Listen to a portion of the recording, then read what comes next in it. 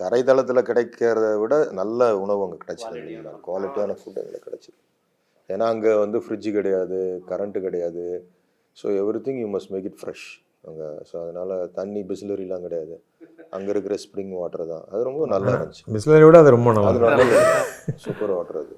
So எப்படி sir மனிதர்கள் இப்போ நம்ம சிட்டியில் எப்படி வாழ்கிறோம், நமக்கு வந்து ஒரு 10 நிமிஷம் மொபைல் இல்லைனா கூட படபடன்னு வருது. அவங்க லைஃப் ஸ்டைல் கம்ப்ளீட்டாக டிஃப்ரெண்ட்டாக இருக்கேன். அவங்கள பார்த்து உங்களுக்கு ஏதாவது ஆச்சரியமாக இருந்துச்சா சார்?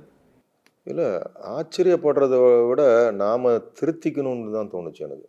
ஏன்னா அது because they are living, we are just அவங்க வாழ்கிறாங்க, நம்ம பிழைக்கிறோம், அவ்வளோதான்.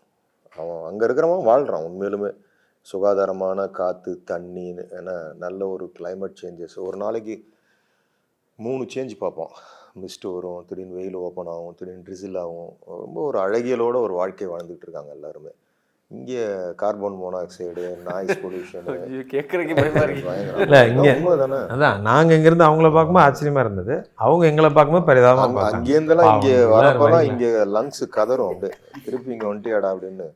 அப்படி ஒரு ஒரு அவ்வளோ ஒரு ஃப்ரெஷ்னஸ் இருக்கும், பாடி மைண்டு எல்லாமே. இங்கெல்லாம் நீங்கள் டெய்லி அந்த மாதிரி 4 மணிக்கு எந்திரிக்க முடியாது.